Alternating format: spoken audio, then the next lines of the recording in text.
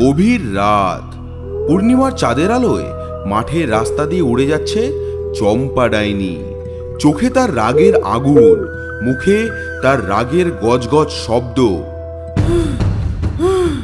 এইবার ছাড়বো না, আমাকে দুধ খেতে না দেওয়া, আমাকে মারা, এই মারের প্রতিশোধ আমি নেব গরু। সামান্য একটু দুধ খেতে চেয়েছিলাম, তাতে কি মারাটাই না মারলো আমাকে। আর সহ্য করবো না, এইবার আমার বর ফরুকে নিয়ে গিয়ে ওই গরুকে শেষ করে ফেলবো। গরুকে মারার কথা ভাবতে ভাবতে ডাইনি একটু বিস্মিত স্বরে বলল, আচ্ছা, গরুকে জব্দ করবো তো ঠিক করলাম, কিন্তু ফরু কি আসবে আমার সাথে? আগের বার যা তা বলে ওর বাড়ি থেকে বেরিয়ে এসেছিলাম। ফরু রেগে নেই তো আমার উপরে? দূর দূর, অত ভেবে লাভ নেই, যাই দেখি কি হয়। কিছুক্ষণ পর ডাইনি এসে দাঁড়ালো ওই বট গাছের সামনে। দেখলো ফরু উদাস মনে গাছের ডালে বসে আছে। ফরু উদাস মনে বসে বসে ভাবছে, আর ভালো লাগছে না, একা একা যে আর মন লাগে না। আমার গিন্নি কি আর আসবে না? আসবে না আমার গিন্নি? ও ফরু! হঠাৎ পেছন থেকে একটি মিষ্টি কণ্ঠ শুনতে পেয়ে ফরু চমকে উঠল। ও ফরু! ফরু! ফরু গো, তুমি কি আমার উপর রেগে আছো? ফরু হঠাৎ পেছন ঘুরে দেখে তার গিন্নিকে। তার গিন্নিকে দেখে ফরু তো খুশিতে দিশেহারা হয়ে যায়। গিন্নি, গিন্নি তুমি এসেছো? তোমাকে ছাড়া যে আমি থাকতে পারছি না। ডাইনি ফরুর কথা শুনে উল্টে চটে গেল। এই মুখ পোড়া, এতদিন তাহলে কিভাবে ছিলি আমাকে ছেড়ে? মানে তুমি রেগে যাচ্ছ কেন? হঠাৎ ডাইনি শান্ত হয়ে গেল। মাথায় আসলো তার দলে ফরুকে চাই। আরে ফরু, ওসব কথা বাদ দাও, আগে শোনো না আমার কথা। একটা গরু আমাকে খুব মারা মেরেছে, মারতে মারতে আমার হাড় ভেঙে দিয়েছে। আমি একটু সামান্য দুধ খেতে চেয়েছিলাম, তার জন্য আমাকে যে মারটাই না মেরেছে। একটা মেয়ে মানুষ হয়ে আমি এই গরুকে সামলাতে পারি? তুমি বলো। গিন্নির মুখে এসব কথা শুনে ফরুর রক্ত গরম হয়ে গেল। হ্যাঁ, আমার গিন্নিকে মারা? এত বড় সাহস! এই মারের প্রতিশোধ আমি নেব। বলছি গিন্নি, চলো দেখি, আমাকে দেখাও কোথায় পাবো ওই গরুকে। এই তো আমার প্ল্যান কাজ করেছে। এইবার ওই গরুর শেষ দিন।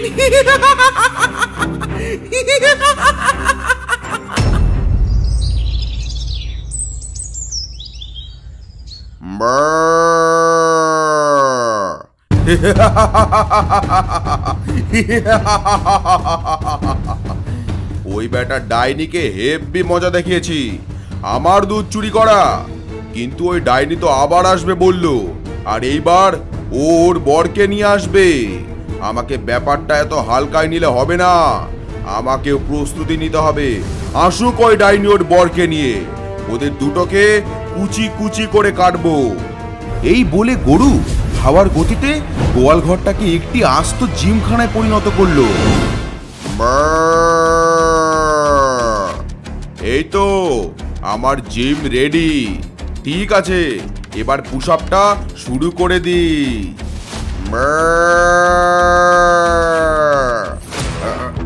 1 2 3 4 5 6 7। এই তো আমার বডিটা আস্তে আস্তে ফুলছে, আর মাত্র 50টা দিতে পারলেই ওই ডাইনির দিন শেষ।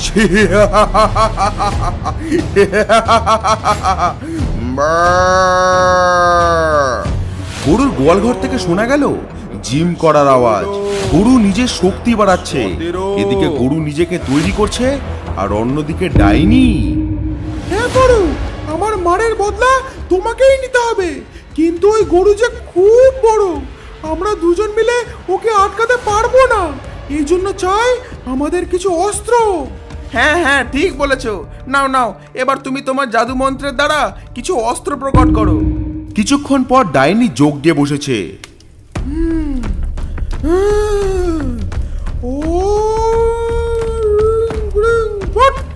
বিশেষ হাতিয়ার হো প্রকট।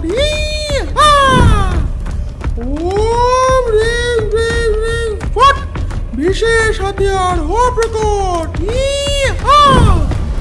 ডাইনি বারবার মন্ত্র পড়ার পরেও ডাইনির জাদু কোনো কাজ করলো না। কোনো অস্ত্রই আগুনে প্রকট হলো না। ডাইনি তো হতবাক। হ্যাঁ, এ কি হচ্ছে? কোনো অস্ত্র প্রকট হচ্ছে না কেন? আমার মন্ত্র কেন কাজ করছে না? বুঝলে গিন্নি, মনে হয় গরুর মারের চোটে তোমার জাদুর শক্তি কমে গেছে। তোমার শক্তিকে আবার ধার দিতে হবে। ফড়ুর কথা শুনে ডাইনির চোখে আগুন জ্বলে উঠল। ডাইনি যজ্ঞের স্থান থেকে উঠে ফড়ুকে মারলো এক লাথি। উড়ি বাবা, মারলে কেন গিন্নি? এই মুখ পোড়া, তুই কি বলতে চাইছিস? আমার শক্তি কমে গেছে? আরে গিন্নি, শান্ত হও, শান্ত হও, আমি তো মজা করছিলাম। ডাইনি সরে যেতেই ফড়ু হাঁফ ছেড়ে বাঁচল। বলছি গিন্নি, অস্ত্র যখন আসছে না, চলো না আমরা বাজারে গিয়ে কিছু অস্ত্র কিনে আনি। এই মুখ পোড়া, এই কথাটা তো আগে বললেও পারতিস। ফড়ুর কথা মতো দুজনে মিলে বাজারের পথে রওনা দিল। হরেক মাল 10 টাকা, 10 টাকা, 10 টাকা। ও দিদি ভাই, ও দাদা ভাই, দূরে দাঁড়িয়ে কি দেখছেন? আসুন নিয়ে যান, হরেক মাল 10 টাকা। এমন জিনিস আর কোথাও পাবেন না, দেখলেই কিনতে ইচ্ছে করবে। হরেক মাল 10 টাকা। ওই তো ফড়ু, কত সুন্দর সুন্দর অস্ত্র। চলো চলো, ওখান থেকে কিনবো। হরেক মাল ডাইনি 10 দোকানের টাকা, সামনে 10 এসে টাকা, 10 অস্ত্র টাকা। দেখতে লাগলো। বলো তো ফড়ু, কোনটা নিলে ভালো হবে? এই বন্দুকটা নাকি এই তীর ধনুকটা? ওই বেলুন চাকিটা নাও গিন্নি, ওটা খুব ভালো হবে রুটি বানাতে। ডাইনি তার হাতে থাকা বন্দুকটা দিয়ে ফড়ুর মাথায় দিল এক বাড়ি। উড়ি বাবা! চুপ কর মুখ পোড়া, আমি কি গরুর সাথে রান্না বাড়ি খেলবো নাকি? তুই দাঁড়িয়ে থাক এখানে, আমি অস্ত্র কিনি। সব অস্ত্র কেনা হলো, তলোয়ার, ধনুক, গুলি, বারুদ আর ফড়ুর বেলুন চাকিও। ডাইনি ও ফড়ু আবার বট গাছের তলায় দাঁড়িয়ে। আচ্ছা ফড়ু, ওই গরু নিশ্চয়ই কোনো প্ল্যান করছে। তুমি এক কাজ করো, চুপি চুপি করে গিয়ে ওই গরুর গোয়ালে উকি মেরে দেখো গরু কি করছে। কিন্তু খবরদার, ওই গরু যাতে একদম বুঝতে না পারে। গিন্নির কথা মতো ফড়ু সেখান থেকে চলে যায় আর গিয়ে পৌঁছায় গরুর গোয়াল ঘরের সামনে। ফড়ু গোয়াল ঘরের পেছনের জানলা দিয়ে উঁকি দিয়ে দেখে গরু বুক ডন দিচ্ছে। গোটা গোয়াল ঘরটা একটা আস্ত জিমখানায় পরিণত হয়েছে। গরু বারবার লাফাচ্ছে, পুশআপ দিচ্ছে, স্কোয়াট করছে, সব রকম এক্সারসাইজ করছে। ওরে বাবা, এ আমি কি দেখছি? গরু নাকি বুক ডন দিচ্ছে, আর গোয়াল ঘরটা এ তো আস্ত একটা জিমখানা। না, ব্যাপারটা আরো খতিয়ে দেখতে হচ্ছে তো। যাই, ভেতরে গিয়ে দেখি। ফড়ু হামাগুড়ি দিয়ে গোয়াল ঘরের ভেতরে ঢুকে আসে আর এসে দাঁড়ায় গরুর পায়ের সামনে। ওরে বেটা, তুই আমাকে দেখতে এসেছিস? তোর এত বড় সাহস! গরু ফড়ুকে দেখে এক লাথি চালালো আর ফড়ু ছিটকে গিয়ে গোয়াল ঘর থেকে বেরিয়ে গেল। ফড়ু কোমর ডলতে ডলতে ডাইনির কাছে গেল। ফড়ুর এই অবস্থা দেখে ডাইনি জিজ্ঞেস করলো, ও ফড়ু, তোমার এই অবস্থা কিভাবে হলো? উড়ি বাবারে, ও আর পারছি না, কোমরটা ভেঙে গেল রে।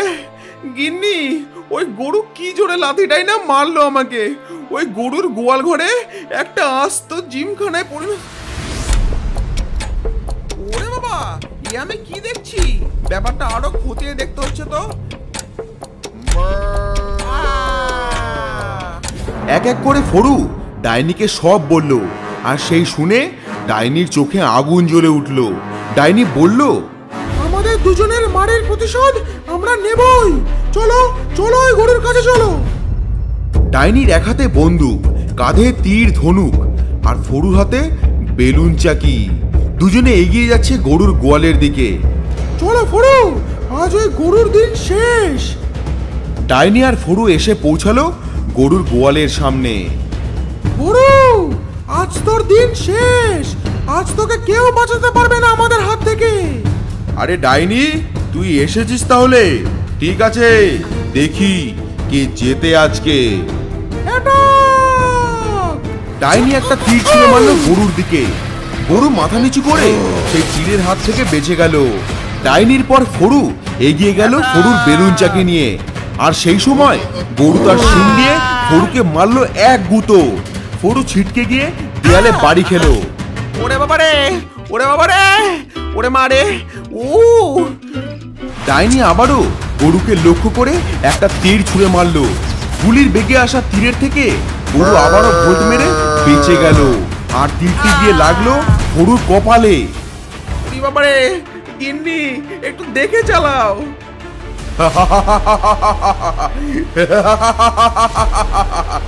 কিরে বেটা, কেমন মজা লাগছে? হ্যাঁ, ফরুর হাতে থাকা বেলুন চাকিটি ছুঁড়ে মারলো গরুর দিকে, কিন্তু বেলুন চাকিটি গরুর দিকে না গিয়ে লাগলো ডাইনির মাথায়। ওরে বুড়ো, দেখে মার না। ওরে বাবা, ও মাথাটা ফেটে গেল রে। ও এমন সময় ডাইনি যেই উঠতে গেল অমনি গরু লাফ দিয়ে এসে ডাইনির উপরে পড়লো আর লেজ দিয়ে মারতে লাগলো ডাইনির মুখে।